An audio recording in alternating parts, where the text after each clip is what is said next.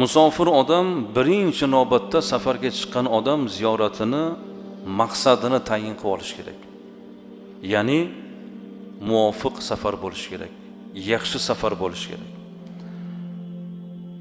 Iloji boricha salqin vaqtda, ya'ni saharda ko'proq yo'lni bosgan yaxshi bo'ladi.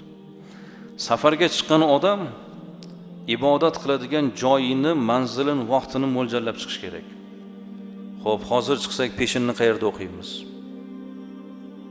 Tahoratni qayerda qilib olsak qulay bo'ladi? Namozxon odam, ibodatli odam shuni ham mo'ljalni qilish kerak.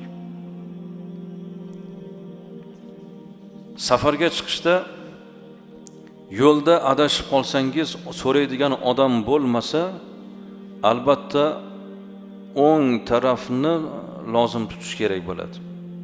Endi bu sahrolardagi hukm bo'ladi.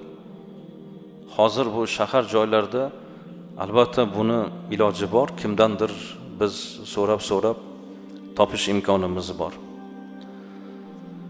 Safarga ehtiyojdan oshiq narsalarni olib chiqishlik unga yuk bo'ladi. Safarga chiqqan odam o'zi uchun ehtiyoji bo'lgan narsalarni olib chiqish kerak. Kimnidir narsasini berib turing deyish bu noto'g'ri narsa. Tish yuvasiz, tish yuvadigan passangizni ham oling. Sherigim oladi deb turib, berib tur, men og'zimni yuvib olay demaymiz-ku. Sovuningni berib tur demaymiz-ku.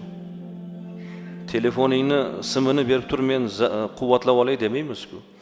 O'zimiz uchun nima kerak bo'lsa, odam o'zi uchun olib olish kerak.